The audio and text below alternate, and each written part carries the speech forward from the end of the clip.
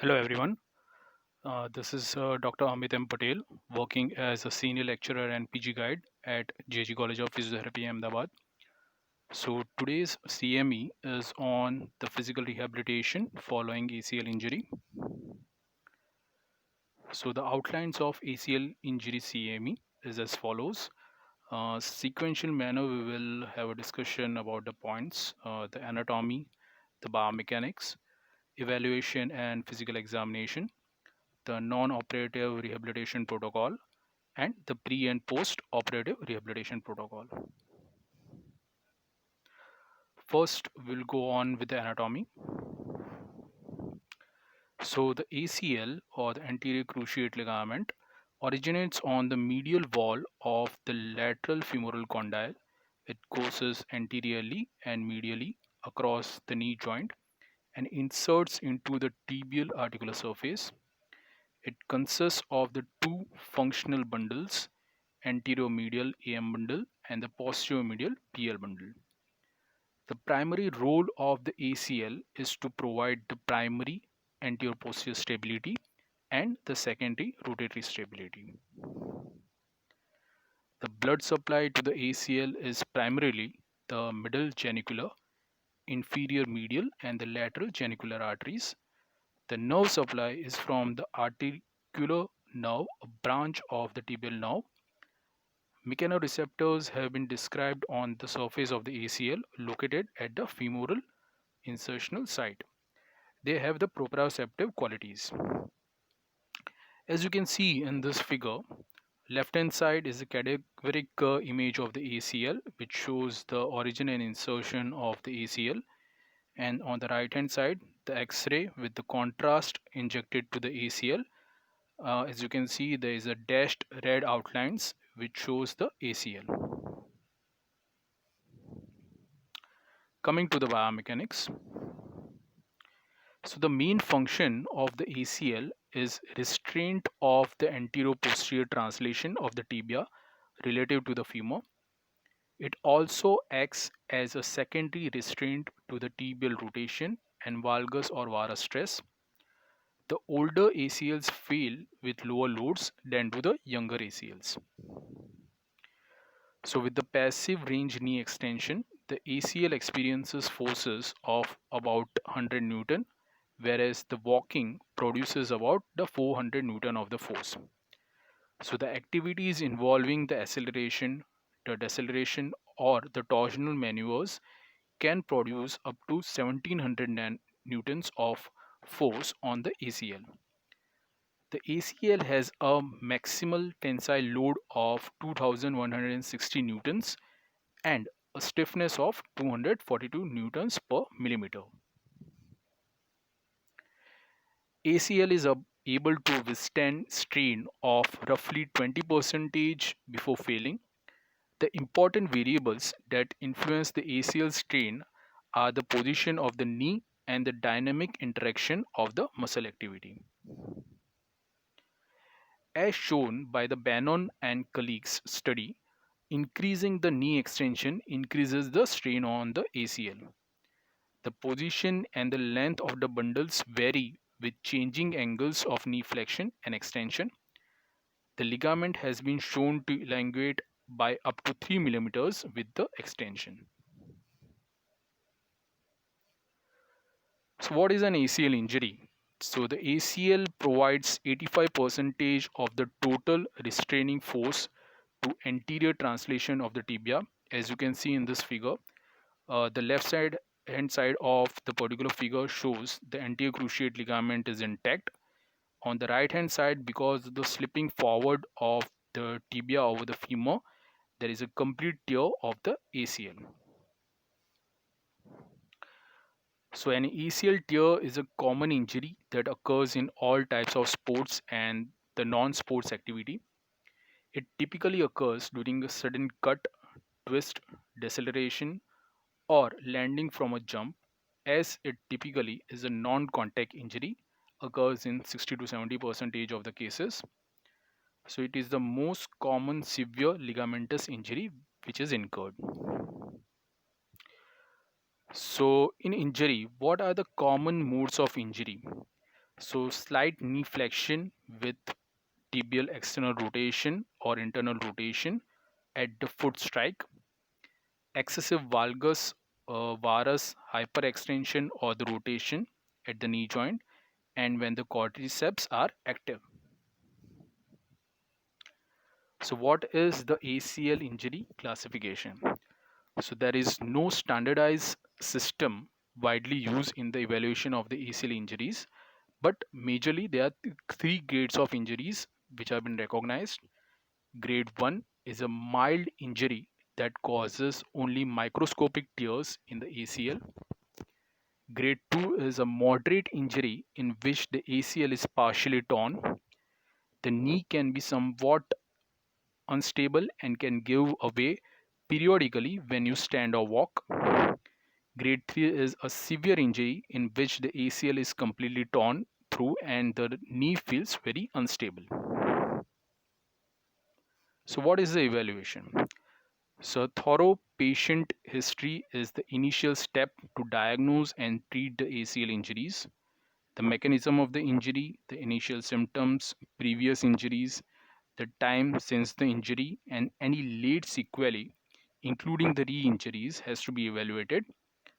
Sensations such as the popping or tearing at the time of the injury is being asked to the patient.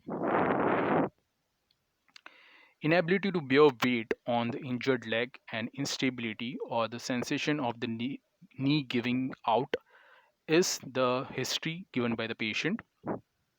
Unable to participate after sustaining an acute injury. Post-traumatic swelling of the knee joint, which is the manifestation of the hemarthrosis seen within 12 hours after injury. The malalignment can be indicative of a fracture or a sign of knee dislocation. So depending on the time frame of the examination, an effusion may be detectable. Coming to the physical examination.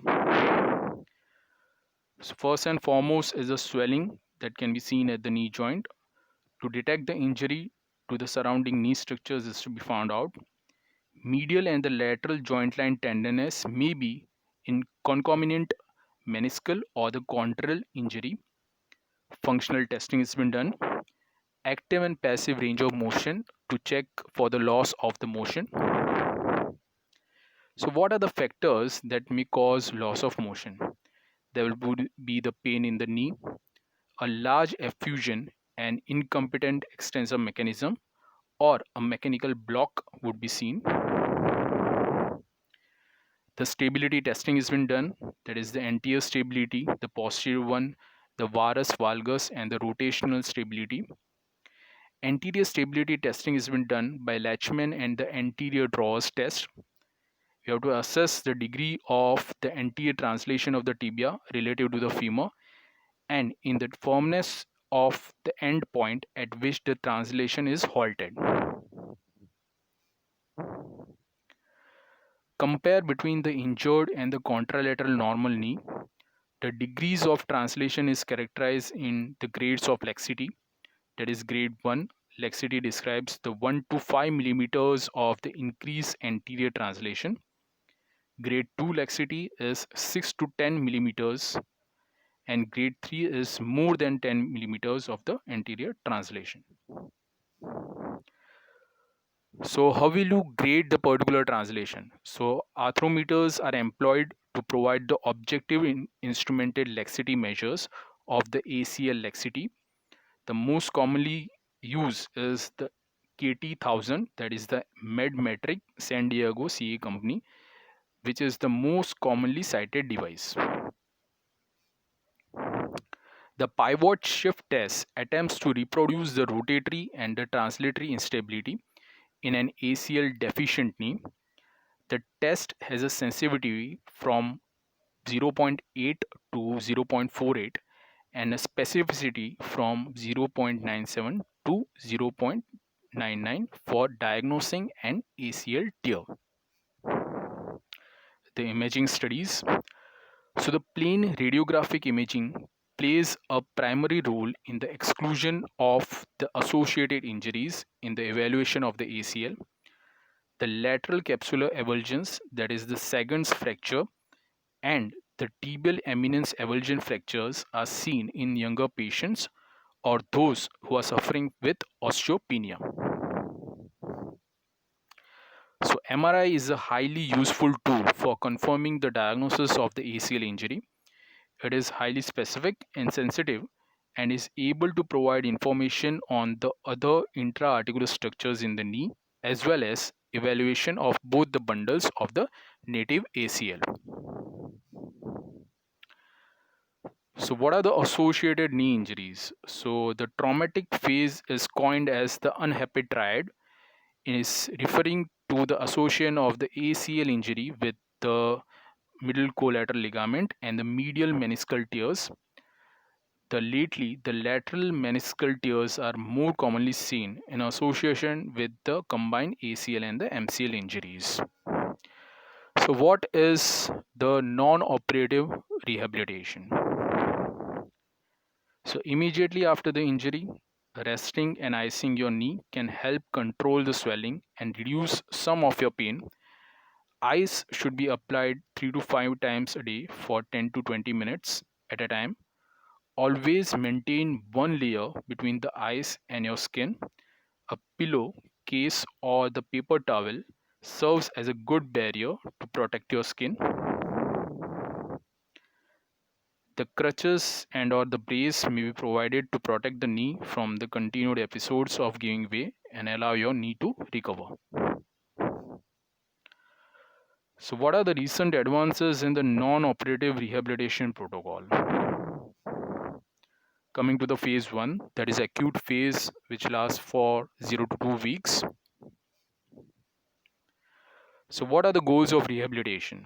So first is control pain and swelling, restore the pain-free range of motion, improve the flexibility, normalize the gait mechanics, establish good quadriceps activation. The precautions to be taken: the weight bearing as tolerated, that is the WBAT, with crutches until the patient demonstrates the normal gait mechanics. Alert the physician if the patient reports episodes of the knee buckling. What are the recommended exercises for the range of motion increasing?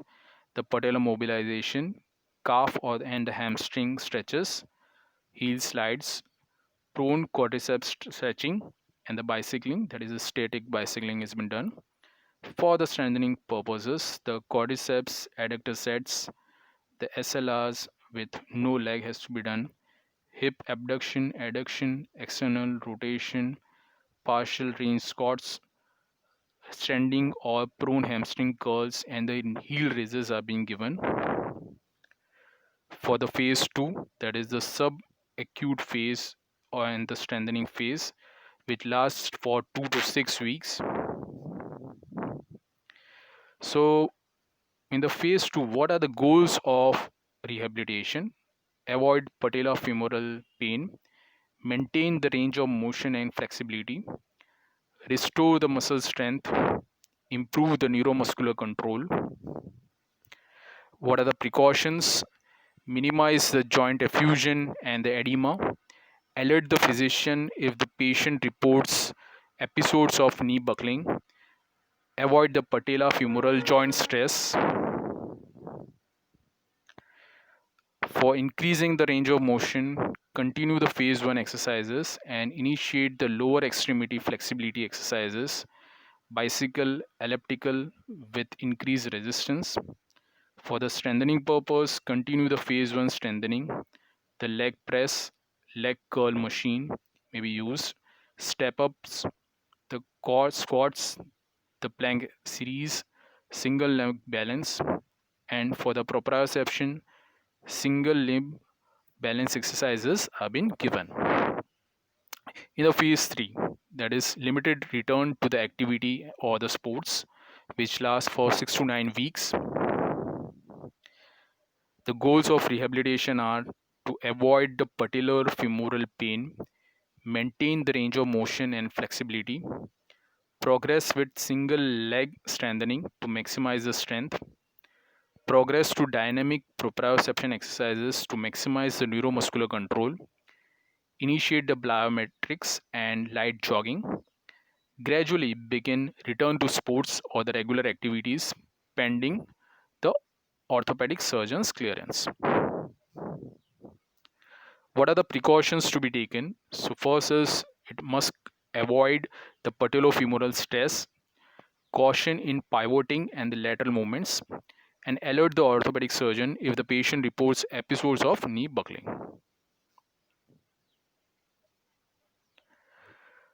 Next, for increasing the range of motion and for going on with the stretching, continue range of motion and flexibility exercise as needed. For the cardiorespiratory treatment, the bicycling, the elliptical or the treadmill with progressive resistance can be given.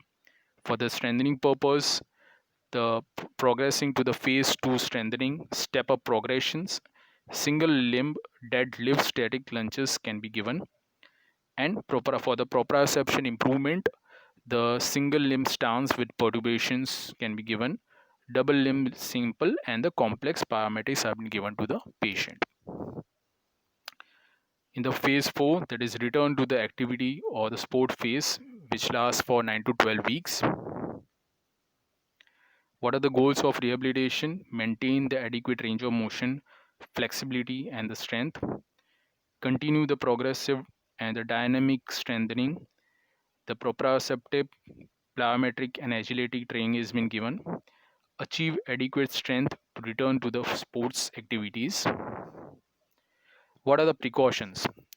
So, limited and controlled lateral movements and the gradual return to the sports or the normal ADS is to be done.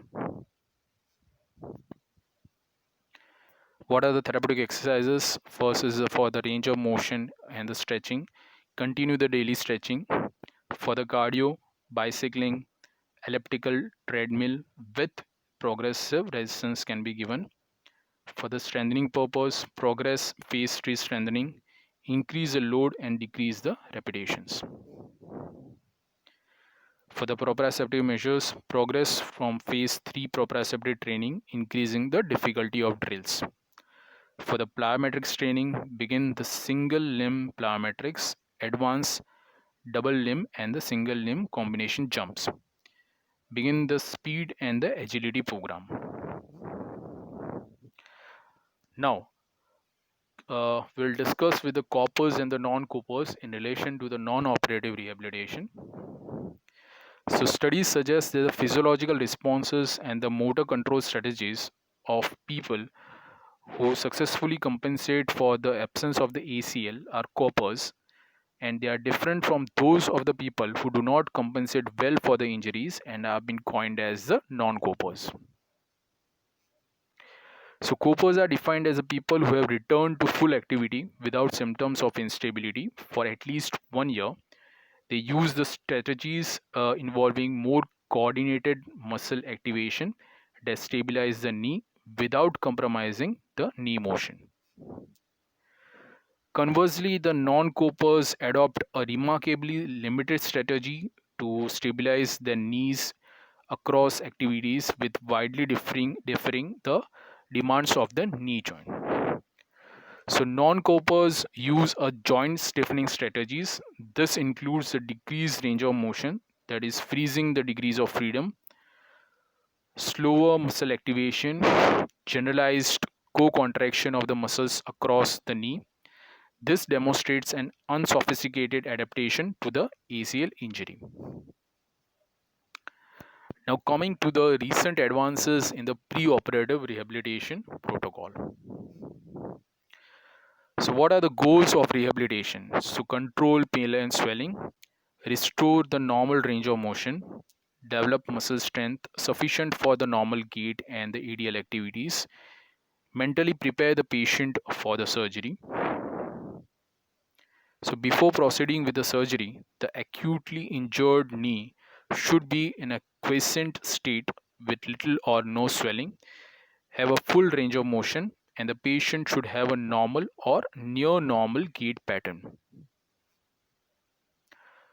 For immobilization of the knee following the acute injury, use a knee immobilization immobilizer and crutches until the patient regains good muscular control of the leg.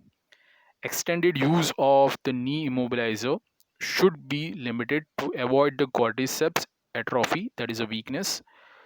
The patients are encouraged to bear as much as weight on the leg as it is comfortable unless otherwise directed. Controlling the pain and swelling. So here the crushed ice application or an intermittent pneumatic compression devices are being used to help control the pain and swelling. In conjunction, the pain relieving medications are prescribed by the orthopedic surgeon or the physician directions and are continued for 7 to 10 days following the acute injury. To restore the normal range of motion, attempt to achieve full range of motion as quickly as possible. Quadriceps isometric exercises, straight leg raises, and range of motion exercises should be started immediately. The full knee range of motion is obtained by doing the following exercises: the passive knee extension, the heel props to provide the passive knee extension, wall slides, the heel slides, and in later stages of rehabilitation, patient can do heel slides by grasping the leg with both hands and pulling the heel towards the buttocks. For the developing the muscle strength, once the 100 degrees of knee flexion has been achieved, patient may begin to work on the muscular strength, that is the stationary bicycling, the swimming, the low impact exercise machines such as an elliptical cross trainer, leg press machine, leg curl machine, and treadmills can also be used. This program should continue until the patient has achieved a full range of motion and a good muscular control of the leg. That is, the patient should be able to walk without a limp. What are the recent advances in the post-operative rehabilitation protocol? Phase 1, that is the surgery to 4 weeks after surgery. Rehabilitation goals: protection of the healing graft fixation, restore the quadriceps function and the leg control, adherence to the home exercises program, that is the HEP, and precautions have been taken. What are the precautions for the weight bearing? So weight bearing as tolerated, that is WB80 with crutches has been given. Bracing, that is post-operative extension brace for 2 to 4 weeks. Weaning from the brace, lock to the brace, unlock to the brace as the patient establishes the leg control. Pain control and safe gait mechanics have been prescribed to the patient. What are the precautions? The range of motion, that is goals of 0 to 90 degrees within the first week, moving towards a full flexion after the first 4 weeks. The goal in the first phase is to achieve normal extension equal to the other side, avoiding the excessive hypermobility which exists.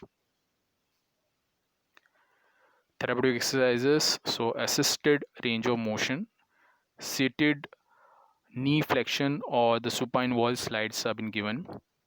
Knee extension range of motion, that is avoid the hyperextension. Ankle pumps progressing to the resisted ankle range of motion, and the patellar mobilizations have been given to the patient. The therapeutic exercises that have been prescribed is quadriceps sets, that is 10 seconds sustained and 1 second rapid activation has been given.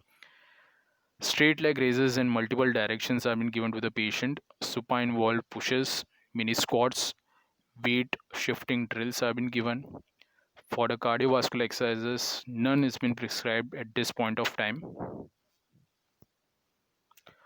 For the progression criteria, that is 4+ weeks, and the good quadriceps sets and the open chain leg control has been established. Full knee extension should be there.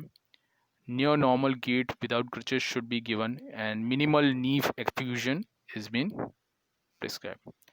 For the phase 2, that is 4 to 11 weeks after the surgery, the rehabilitation goals are the normalized gait, avoid overstressing the fixation site, close chain leg control for the non-impact movement control has been given, adherence to the home exercises program.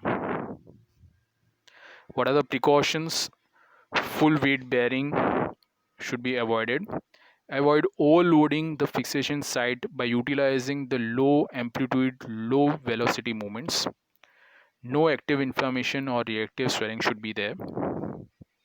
For the range of motion exercises, supine wall slides have been given, heel slides and knee to chest to improve the knee flexion as needed. Full extension should be gained by this point of time. Stationary bike with low resistance should be given to the patient and aquatic therapy as needed. The therapeutic exercises is the gait drills, that is forward and backward march, walk, soldier walk, side step, step overs, and the hurdle walks can be given. Double leg balance drills, that is a balance board, tandem balance, progressing to the stationary single leg balance drills. Weight acceptance and the control, for that the shallow squat with the lateral shifting with sagittal shift with shallow arc motions can be given. The close chain strengthening for the quadriceps and glutes, that is a double leg squat progressions. Later the split squats, the step backs, the leg presses. So begin to use the external focus of attention drills for the double leg strengthening. The double leg heel raises can be given. The bridging, the hip and core strengthening should be done. For the cardiovascular exercises, the stationary bike with a low resistance has been given and the elliptical trainer. The progression criteria is the normal gait, symmetric weight acceptance for the squats to 60 degrees, no reactive swelling after exercises or activities that last for more than 12 hours. In the phase 3, they last for 11 to 16 weeks after the surgery. The rehabilitation goals, that is the normal running gait without side to side differences or the compensations, the normal double legs landing control without side to side differences or compensations for submaximal squat jump has been given. Adherence to home exercises program should be there. Precautions: no active reactive swelling or joint pain that lasts more than 12 hours. The therapeutic exercises that have been prescribed is low amplitude, low velocity agility drills, forward and the backward skipping, side shuffles, the skaters, quick stepping, karaoke, the crossovers, backward jog, forward jog, the close chain strengthening for the quadriceps and glutes have been done. That is progressing from the double leg strengthening to single leg strengthening, the lunge progressions and the single leg squat progressions. The single leg balance exercises and progressions have been given, progressing from the stationary to the deceleration into the holding posture and position.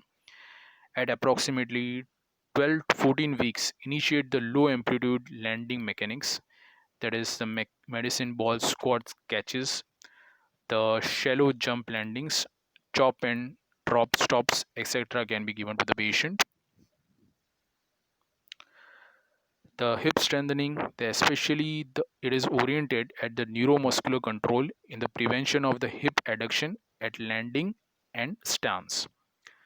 The core strengthening and the stabilization has been given, especially oriented at preventing the frontal plane trunk leaning during the landing and the single leg stance. The cardiovascular exercises, that is the stationary bikes with moderate resistance has been given, and elliptical trainer at the moderate intensity. The progression criteria, there should be a normal jogging gait, good single leg balance, no reactive swelling after exercises or the activities. In the phase 4, that is 16 to 20 weeks after the surgery, what are the rehabilitation goals? The normal multiplanar high velocity without side to side differences or the compensations is there. Normal double leg landing control without side to side differences or compensations, and adherence to the home exercises program. What are the precautions? No active reactive swelling or joint pain that lasts more than 12 hours. The therapeutic exercises that have been prescribed: the progressive agility drills, forward and backward skipping, side shuffle, skaters, quick stepping, karaoke, the crossovers, the backward jog and the forward jogs. For the landing mechanics, progressing from the higher amplitude double leg to single leg landing drills. So start the uniplanar and gradually progress to the multiplanar activities. So movement control exercises beginning with low velocity, single plane activities and progressing to the higher velocities, multiplane activities. Unanticipated movement control drills have been given, including the cutting and the pivoting. Agility and the ladder drills have been given. Strength and control drills related to the sports specific movements. The sports or the work specific balance and the proprioceptive drills have been given. For the hip strengthening, especially, it is oriented at the neuromuscular control in prevention of the hip adduction at landing and the stance. Core strength and stabilization, especially, it is oriented at preventing frontal plane trunk leaning during the landing and the single leg stance. Stretching for the patient specific muscle imbalances should be concentrated upon. The cardiovascular exercises, progressive running program, it is designing to use the sport specific or the individual energy systems. Progression for the criteria, so patient may return to sports after receiving clearance from the orthopedic surgeon and the physiotherapist, and progressive testing will be completed. The last is the phase 5, that is 20 to 32 weeks after surgery. So this phase is individualized based on the athlete's sports and the continued physical impairment, performance needs. During this phase, the athletes will be allowed to return to team practices with criteria and limitations from the physiotherapist. This may include time, volume, or the specific activity. So, friends, whenever we are designing the rehabilitation protocol, it should be a tailor based protocol which may imply for a sports athlete or a normal individual, because the normal individual 60 to 70 percentage of the cases which we usually see in our OPDs and hospitals are not involved in any sports activities, but because of some of the degenerative changes in the geriatric population or because of various of the other pathologies related to the musculoskeletal conditions, such patients they suffer from the ACL injuries.